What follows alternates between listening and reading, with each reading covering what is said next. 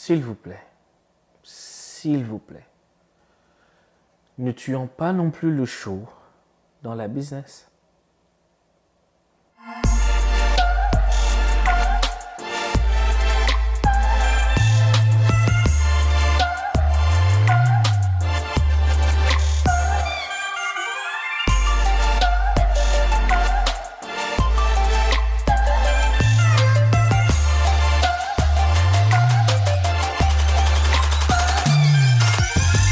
Beauté la Terre, bonjour YouTube, j'espère que vous allez tous bien et que la semaine s'est bien passée et que tout se passe bien de votre côté. Mon nom est Noël Piazza et encore une fois, très content que vous soyez là. J'avais juste envie de dire quelque chose, c'est que nous les artistes, on connaît, surtout ceux qui sont dans le métier ça fait assez longtemps, ils savent que c'est du showbiz. On est des travailleurs et c'est notre business. Mais moi, je m'intéresse aussi au côté show, le spectacle et tout ce qui vient avec. On est en train de tuer à petit feu le côté show, si on peut dire. Et ce n'est pas nécessairement de notre faute. Aujourd'hui, mon message, c'est comme une pièce avec ses deux côtés. C'est que il y a plusieurs éléments, il y a plusieurs choses autour de nous qui nous forcent à mettre le côté business en avant. Et même en avant de l'art que nous sommes en train de faire. Et c'est comme je dis, ce n'est pas nécessairement notre faute. Je vais vous raconter juste une petite mésaventure qui m'est arrivée il y a cela peu de temps.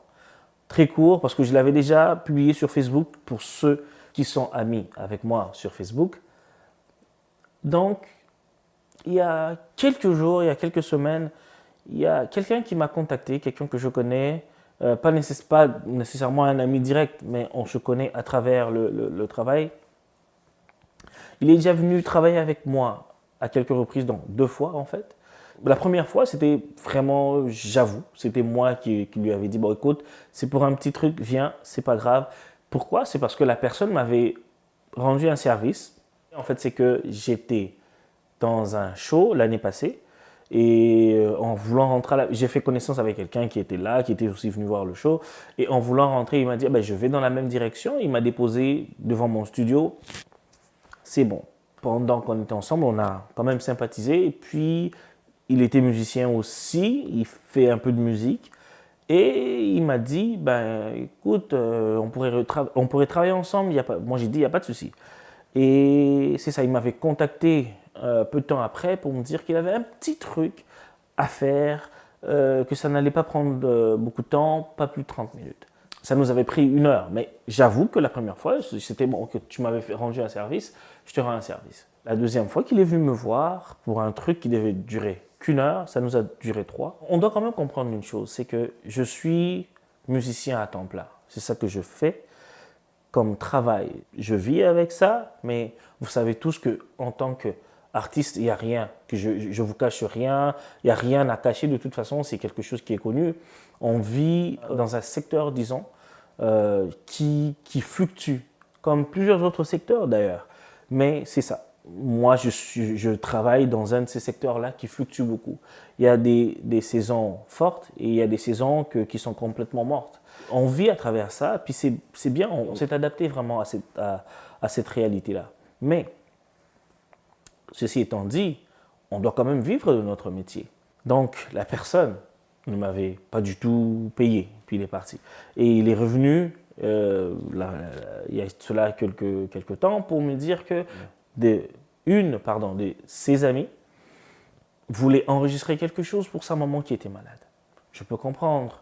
On a tous des mamans, ou il y en a d'autres qui les ont perdues, mais bref, on a tous des parents, on a tous des gens qu'on aime et on voudrait de temps en temps leur faire une belle petite surprise pour leur moment précieux aussi.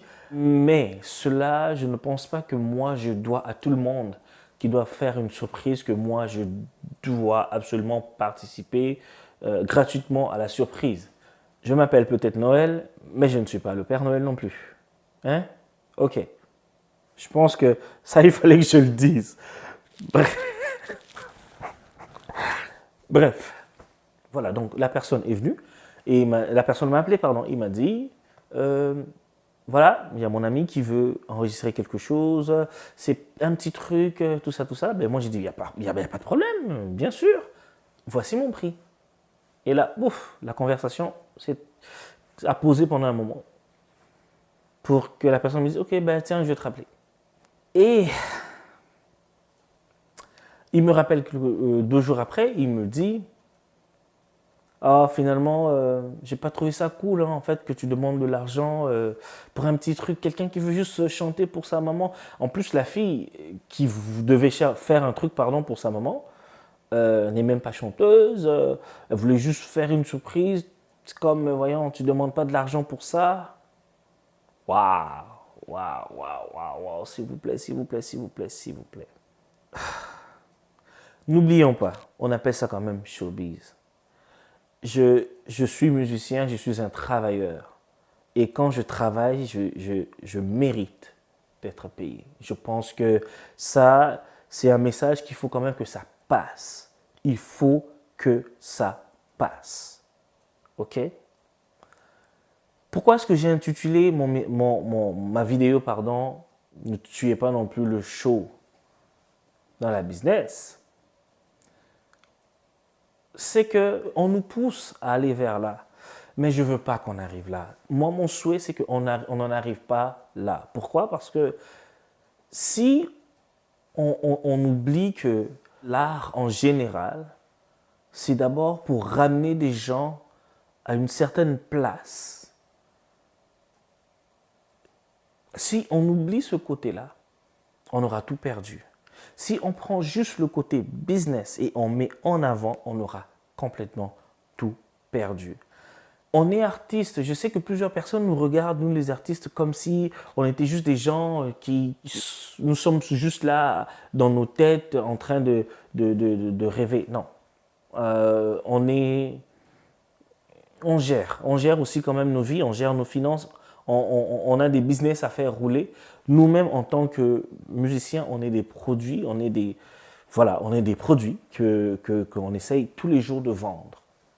Mais ceci étant dit, on a quand même besoin de garder ce côté humain, ce côté artiste qui est si précieux dans ce qu'on fait. Mais il faut juste choisir les personnes avec qui nous, en tant qu'artistes, avec qui on va travailler. Parce que ce sont ces gens-là, finalement, qui détruisent le show dans la business. C'est eux qui veulent retirer le show dans la business. Et en fait, ma mésaventure d'il y a quelques semaines m'a fait penser au fait que c'est ce genre de personnes-là qui vont me faire changer. Parce que oui, j'avoue que moi, quand une personne vient travailler avec moi, je facture, bien sûr, il faut que je sois payé, mais je ne mets pas ça nécessairement en avant-plan. J'essaie d'abord de parler du côté artistique de la chose, parce que c'est aussi même que je trouve que dans mon raisonnement à moi, si je comprends le projet de la personne, je saurai beaucoup plus quoi et comment facturer cette personne-là, en fait, tout dépendamment du travail que j'ai à faire. Et pour que je comprenne le travail que j'ai à faire, il faut que je comprenne la démarche artistique de la personne. Qu'est-ce que la personne veut obtenir de moi? Donc, je vais d'abord m'atteler à connaître et me plonger dans le projet. Et donc, moi, je trouve ça juste tout à fait normal que ça soit dans ce sens-là. Et non, écoutez, vous arrivez, je vous dis directement quand vous entrez dans mon studio, vous devez me payer autant, vous voyez. Donc, non, je trouve que non. Ça ne marche pas. Dans mon sens, à moi, ça ne marche pas. Mais il faut quand même, déjà en partant, choisir les bonnes personnes avec qui arriver à ce stade-là même à ce stade-là de comprendre c'est quoi le projet. Ça, c'est vraiment un conseil que je donne à tous ceux qui font le même genre de métier que moi. Si vous voyez déjà qu'au loin, la personne ne considère pas ce que vous apportez comme quelque chose qui a de la valeur, ne le laissez pas s'approcher beaucoup plus. Laissez-le loin. Gardez-le très loin parce que cette personne-là va venir beaucoup plus détruire votre art en vous. Et vous connaissez ces moments où vous n'arrivez même pas à produire quelque chose vu que votre esprit n'est pas assis, votre esprit n'est pas bien. Et souvent, ça affecte la créativité. Et c'est ces genres de personnes qui oublient que la musique, l'art en général, c'est une histoire des fois de vibe. Il faut que on connecte. Il faut que c'est comme un couple quasiment. Vous savez, quand on crée avec quelqu'un, on se rend à un certain point intime en fait. Surtout quand une personne vous apporte un texte. Un texte qui parle de comment est-ce que elle est vulnérable, cette personne. Elle se rend vulnérable à travers son texte. Et vous êtes parmi les premières personnes qui, d'abord, lisent ce texte. Et ensuite, vous êtes la personne qui est chargée de prendre ce texte et l'habiller avec une musique qui correspond au texte. C'est quasiment un moment de symbiose, en fait. Donc, si vous ne faites pas cette symbiose-là avec la bonne personne, ben, ça sera catastrophique. C'est comme un mauvais mariage. C'est à peu près ça. Choisissez les personnes avec qui vous voulez travailler. Dans tous les domaines, même si vous êtes avocat, si votre client est invivable, ben vous allez trouver que vos journées sont longues. Mais longues. Même si vous êtes, peu importe quel corps de métier vous faites, si vous ne travaillez pas avec les bonnes personnes, vous allez toujours vous retrouver exténué, vous allez toujours vous retrouver malade parce que vous trouvez que c'est trop. S'il vous plaît, protégeons ce que nous avons et s'il y a des gens qui viennent encore une fois nous détruire, on les met loin, puis c'est tout. Merci encore une fois de m'avoir suivi, je suis vraiment très honoré que vous le fassiez.